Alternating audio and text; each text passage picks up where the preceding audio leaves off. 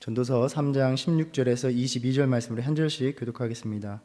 또 내가 해 아래서 보건대 재판하는 곳 거기에도 악이 있고 정의를 행하는 곳 거기에도 악이 있도다.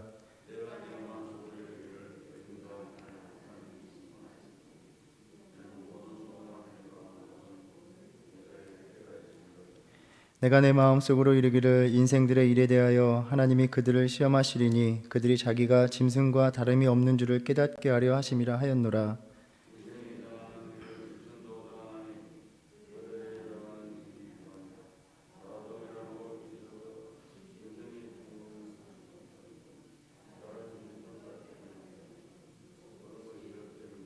다 흙으로 말미암았으므로 다 흙으로 돌아가나니 다 한 곳으로 가거니와.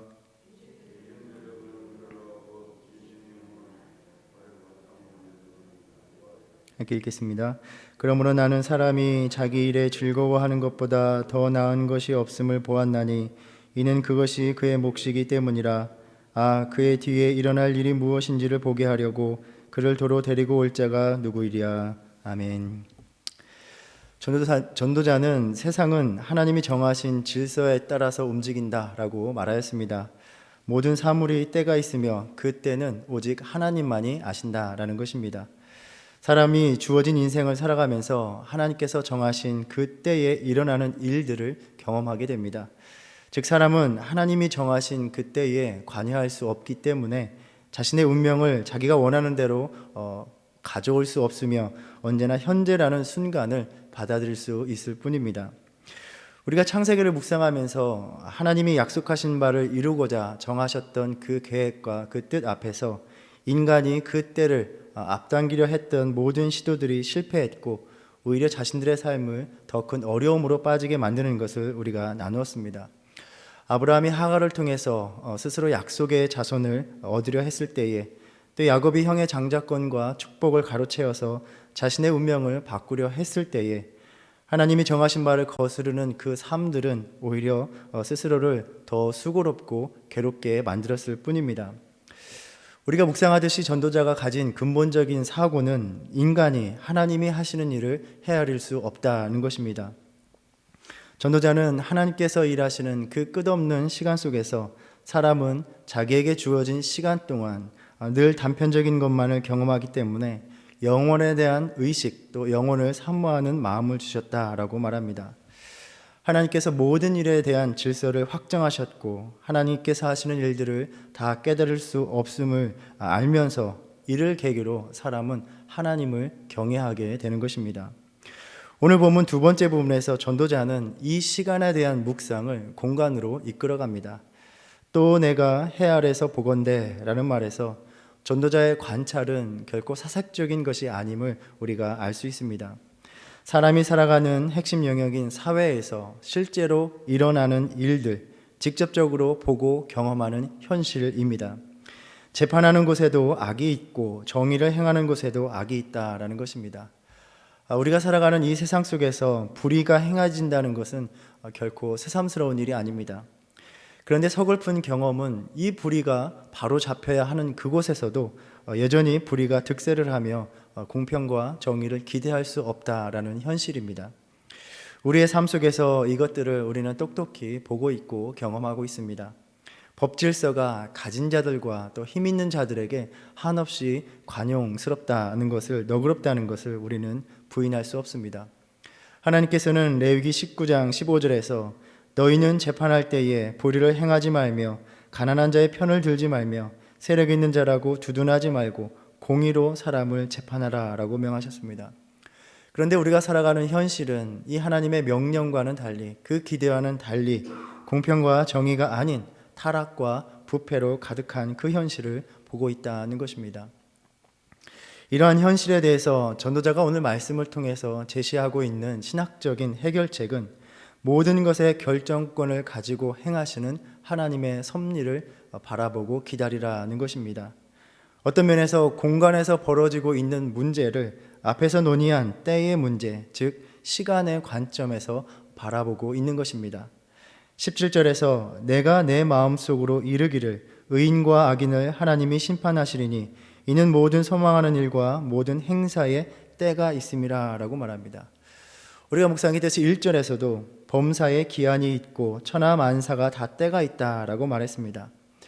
우리가 살아가는 현실 속에서 악이 득세하는 것 같고 악인들이 승승장구하는 것 같아도 하나님께서 그들에게 정하신 기한이 분명히 있고 반드시 심판의 때가 온다는 것입니다.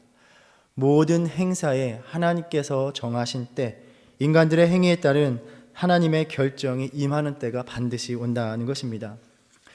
전도자는 이 하나님의 때를 인간이 알 수는 없지만 악인을 궁극적으로 심판하시고 의인을 옹호하실 것이라는 그 희망을 표현하고 있습니다. 이러한 믿음의 고백을 우리는 지난 시편의 묵상을 통해서도 살펴보았습니다. 시편 37편의 말씀입니다. 기도자는 1절에서 악을 행하는 자들 때문에 불평하지 말며 불의를 행하는 자들을 시기하지 말지어다 라고 하면서 다시 한번 12절과 13절에서 악인이 의인치기를 꾀하고 그를 향하여 그의 일을 가는도다. 그러나 주께서 그를 비웃으시리니 그의 날이 다가옴을 보심이로다 라고 선포합니다. 악인이 형통하는 현실을 살아가지만 궁극적으로 하나님께서 이 땅을 살아가고 있는 의인과 악인을 어떻게 대하시는지를 분명히 우리는 알고 의식하며 살아가야 한다라는 것입니다. 그래서 3절에서 여호와를 의뢰하고 선을 행하라. 땅에 머무는 동안 그의 성실을 먹을거리로 삼을지어다 라고 말했던 것입니다. 믿는 자는 이렇게 하나님의 성실하심을 의지하며 살아가야 한다는 것입니다. 오늘 전도자의 묵상과 관찰과 궤를 같이 합니다. 이 하나님의 성실하심에는 우리가 바라보고 있는 경험하는 그 악들을 선으로 바꾸시는 역사가 포함되어 있습니다. 지금 당장의 현실에서 벌어지는 불의와 포악한 행위들을 도저히 용납할 수가 없고 분노가 일지만 하나님께서는 때로 그러한 불의까지도 하나님의 선한 뜻을 위해서 일하도록 바꾸어 가시는 역사를 펼치신다는 것입니다. 우리는 이것을 요셉의 이야기를 통해서 똑똑히 묵상했습니다. 분명히 요셉의 형들이 자신들의 형제를 해하려 하고 판 것은 인륜을 저버리는 아주 패악한 행위들이었습니다. 그러나 하나님께서는 그렇게 저질러진 악들을 오히려 많은 사람들의 생명을 구하는 수단이 되도록 바꾸어 놓으신 것입니다. 요셉은 이를 위해서 자신의 인생을 사용하신 또 인도하신 하나님의 섭리를 깨닫게 될 때에야 비로소 형제들에게 보복이 아니라 용서와 화해의 손길을 내밀 수 있었던 것입니다. 인간 법정에서 정의를 발견할 수 없는 이 현실에서 희망은 의인과 악인을 정하신 그때에 심판하시는 하나님께 있다는 것입니다. 물론 전도자는 정하신 그 심판의 때를 우리가 언제인지 알 수 없다는 점에서 인과응보에 따른 하나님의 심판이 우리가 살아가는 인생 속에서 실행될 것이라는 잠언과 같은 낙관적인 전통적인 지혜에 대해서는 회의적인 태도를 보여주지만 하나님의 심판은 분명히 이루어진다라는 믿음을 가지고 있었음을 우리가 볼 수 있습니다. 그렇게 믿음은 현실에서 경험하는 불의에 낙심하지 말고 또 그러한 불의에 동참하고 싶은 유혹에 넘어가지 말고 분명한 하나님의 심판을 의식하면서 오늘 또 주어진 삶에서 묵묵히 선을 행하며 살아가는 것이라 할 수 있습니다. 전도자는 악인과 의인에 대한 이 하나님의 차별적인 심판을 기대하면서도 그와 상관없이 모든 인간의 피할 수 없는 운명의 현실을 자각합니다. 의인과 악인이 하나님의 결정을 피할 수 없듯이 모든 인간이 하나님이 정하신 바 죽음을 벗어날 수 없다는 것입니다. 창조 이야기를 보면 인간이 만물을 다스리는 아주 특별한 위치와 권세가 있는 것 같지만 하나님께서 정하신 이 죽음 앞에서는 이성 없는 짐승이나 마찬가지라는 것입니다. 하나님께서 생기를 거두시면 사람이나 동물이나 호흡이 끊어지는 것은 다를 바가 없는 것입니다. 18절에 내가 내 마음속으로 이르기를 인생들의 일에 대하여 하나님이 그들을 시험하시리니 그들이 자기가 짐승과 다름이 없는 줄을 깨닫게 하려 하심이라 하였노라 라고 말하고 있습니다. 전도자가 이것을 관찰하고 묵상했다는 것입니다. 전도자의 눈에 보기에는 인간과 동물은 똑같이 숨을 쉬고 똑같이 흙으로 돌아갑니다. 결국 인생은 무상하다는 것입니다. 여기에서 아직 죽음의 이후에 부활에 대한 사고가 깊이 발전되지 않았음을 우리는 볼 수 있습니다. 구약에서는 죽은 자들이 가는 세계는 수월이다라는 정도로만 여겼던 것으로 볼 수 있습니다. 예수 그리스도의 십자가 부활로 부활에 대한 소망이 경험되고 증언되기 전에는 부활에 대한 깊은 이해가 없었음은 당연해 보이기도 합니다. 21절에 인생들의 혼은 위로 올라가고 짐승의 혼은 아래 곧 땅으로 내려가는 줄을 누가 알냐라고 말합니다. 창세기 2장 19절에 보면 하나님께서는 인간과 마찬가지로 모든 들짐승과 공중의 새를 흙으로 빚으셨습니다. 그러나 이러한 것들에는 사람처럼 하나님께서 생기를 불어넣으셨다라는 말이 없습니다. 그래서 아마도 생기는 하나님께로부터 왔기에 인간의 혼, 루아흐, 즉 영은 하나님께로 위로 올라가고 짐승들의 혼은 아래로 내려간다고 그 당시에 사람들은 여겼던 것 같습니다. 12장 7절에도 흙은 여전히 땅으로 돌아가고 영은 그것을 주신 하나님께로 돌아가기 전에 기억하라 라고 말하고 있습니다. 혹자는 이것이 당시 헬라의 영혼 불멸 사상을 가리키는 일반적인 표현이었다라고 설명하기도 합니다. 어쨌든 전도자는 그 당시에 가졌을 법한 이러한 사고에 대해서 도전을 던지고 있습니다. 죽은 이후에는 어떻게 될는지 아무도 알 수 없다는 것입니다. 흔히들 인생의 혼은 위로 올라가고 짐승의 혼은 아래로 내려간다고들 말하는데 정말로 그런 것인지 정작 아무도 모르는 것 아니냐라는 것입니다. 전도자가 보여주고 있는 입장은 죽음 이후의 일은 인간이 주관하는 영역이 아니니 우리가 다 알 수 없다는 것입니다.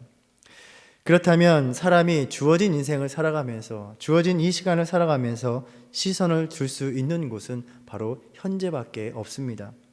22절에서 그러므로 나는 사람이 자기 일에 즐거워하는 것보다 더 나은 것이 없음을 보았나니 이는 그것이 그의 몫이기 때문이라. 그의 뒤에 일어날 일이 무엇인지를 보게 하려고 그를 도로 데리고 올 자가 누구이랴 라고 말합니다. 사람이 죽고 난 이후에 소망을 가지고 살아가지만 실제로 그 후에 이 세상에 어떠한 일이 벌어지는가 보게 해주려고 이 세상으로 다시 불러올 자 아무도 없다는 것입니다. 그러니 인생에 있어서 현재를 즐기며 살아가는 것만큼 나은 것은 없다라고 말하고 있습니다. 우리가 이러한 입장을 앞서 2장 22절에서도 살펴보았습니다. 사람이 먹고 마시며 수고하는 것보다 그의 마음을 더 기쁘게 하는 것은 없나니 내가 이것도 본즉 하나님의 손에서 나오는 것이로다.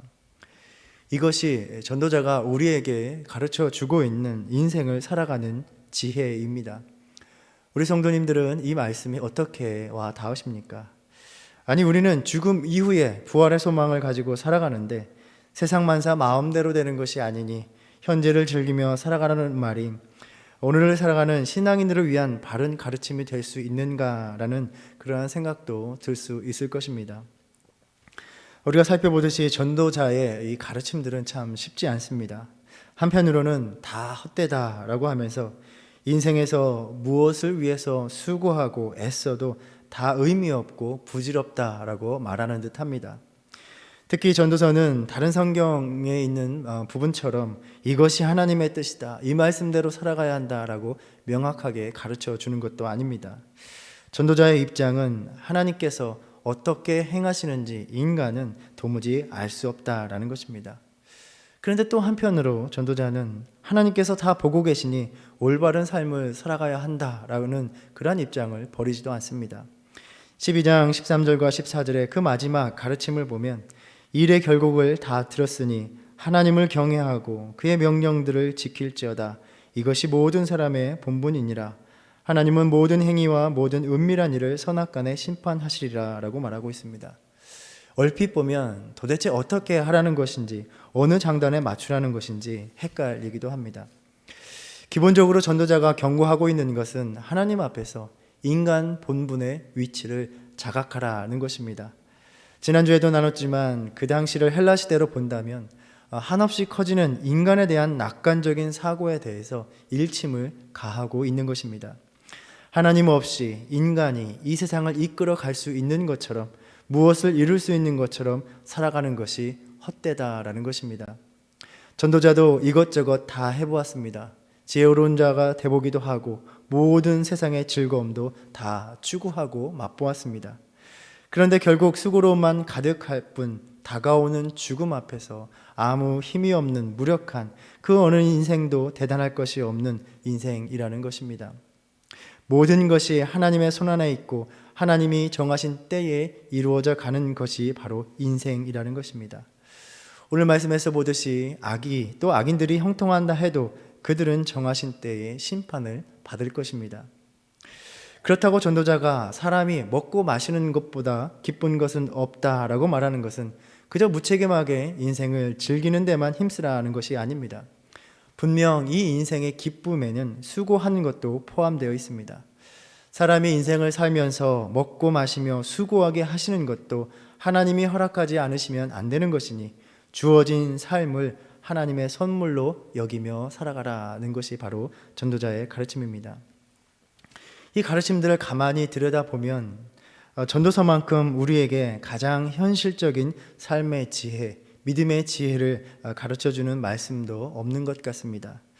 가장 비관적이고 회의적인 태도를 보여주고 있는데 역설적으로 우리의 삶과 신앙을 가장 긍정하게 만든다는 것입니다. 전도자는 사람이 스스로 주관할 수 없는 것들을 잡기 위해 애쓰고 노력하다가 오늘 각자의 일상에서 주어진 하나님의 선물을 잊고 살아간다는 것을 지적하고 있습니다. 오늘 또 우리는 다가오는 삶에 대한 미래에 대한 염려와 불안으로 가득하면서 지금의 삶을 더 유익한 삶으로 만들기 위해서 고군분투하며 살아갑니다. 그 속에서 우리는 지금 나에게 주어진 삶을, 현재를 어떻게 대하며 살아가고 있는가라는 점입니다. 현재의 삶을 아직 완성되지 않은 것으로, 아직도 채워지지 않은 것으로 여기며 온통 불만족스러움으로 가득하지 않느냐는 것입니다. 그 속에서 내게 주어진 하루의 삶에 대한 감사와 기쁨을 잃어버리고 살아가고 있는 모습입니다. 하나님께서 짐승과 마찬가지로 호흡을 멈추시면 그만인데 영원히 살 것처럼 더 유익을 얻기 위해서 발버둥을 치면서 근심하며 슬픔을 더하는 삶이 얼마나 어리석으냐라는 것입니다. 지금 내가 할 수 있는 것, 누릴 수 있는 것, 주어진 것들에 대해서 얼마나 하나님의 선물로 여기며 기쁨으로 감사함으로 살아가고 있는지를 우리에게 돌아보게 하시는 말씀입니다. 우리는 팬데믹을 거치며 예배당에 나와서 함께 예배를 드리는 것이 얼마나 소중하고 귀한 것인지를 알게 되었습니다. 더 좋은 음식을 먹지 못해서 불만 가득하여 살 것이 아니라 일용할 양식이 있는 것으로 감사한 일이라는 것입니다. 매일 아침 이 예배의 자리에 나오는 것 번거롭고 또 힘든 일이기도 하지만 이 아침을 깨우며 하나님 앞에 나올 수 있는 건강과 또 기도할 수 있는 마음 주시는 것이 감사한 일이라는 것입니다. 내 인생에 무언가를 더 이루어내겠다고 바둥거리며 헛된 인생을 살 것이 아니라 인생의 때에 우리에게 직분을 주시고 하나님 앞에서 의미 있게 살게 하시는 것, 이 모든 것들이 오늘을 살게 하시는 하나님의 선물이요 은혜라는 것입니다. 이 깨달음이 있을 때에 우리는 우리에게 가장 좋은 것으로 주시고자 하시는 그 하나님 앞에서 내일에 대한 염려와 불안 속에 드리는 간구로 오늘의 삶을 채우는 것이 아니라 소소한 일상을 허락하신 은혜에 대한 감사함으로 채우며 살아갈 수 있다는 것입니다. 우리가 오늘 이 아침 이 말씀 묵상하면서 우리에게 이미 주신 것들, 이미 주어진 것들에도 기쁨과 감사로 살아가지 못하는 우리의 삶을 돌아보면서 앞으로 더 누리고 싶은 것들을 위한 불만 가득한 간구가 아니라 이미 누리게 하시는 일상의 삶들, 무엇보다도 오늘 또 우리의 호흡을 그치지 않게 하시는 그 은혜를 감사함으로 채우며 나가는 이 하루의 삶 되시기를 주님의 이름으로 축원합니다. 기도하겠습니다. 주님, 오늘 또 이 아침 우리로 하여금 숨쉬게 하시니 감사합니다. 붙잡을 수 없는 것들을 위해 했으며 하나님께서 정하신 때 그 섭리에 우리의 삶을 맡기지 못하고 오늘에 주신 이 삶의 선물에 감사하지 못하며 내 인생 내 뜻대로 만들어 가겠다고 그저 근심과 괴로움에 묻혀 살아가는 우리의 모습을 발견합니다. 여전히 우리의 삶이 수고로움으로 가득해 보이지만 그 안에서 누리게 하신 것들에 대해 감사하며 기쁨으로 살아가는 참된 믿음의 지혜를 갖게 하여 주시옵소서. 살아 숨심으로 또 하루의 삶을 맞이하며 이 아침 주님 앞에 나올 수 있는 것이, 또 다시 뜨는 해를 볼 수 있는 것이, 사랑하는 이들과 함께 이야기할 수 있는 것이, 주님의 일을 위해 섬길 수 있는 것이 주님의 선물이요 은혜인 줄 알게 하시고 감사로 채우는 하루의 삶 되게 하여 주시옵소서. 예수님의 이름으로 기도드립니다. 아멘. 하늘에 계신 우리 아버지여, 이름이 거룩히 여김을 받으시오며 나라에 임하옵시며 뜻이 하늘에서 이룬 것 같이 땅에서도 이루어지이다. 오늘날 우리에게 일용할 양식을 주옵시고 우리가 우리에게 죄 지은 자를 사하여 준 것 같이 우리의 죄를 사하여 주옵시고 우리를 시험에 들게 하지 마옵시고 다만 악에서 구하옵소서. 나라와 권세와 영광이 아버지께 영원히 있사옵나이다. 아멘.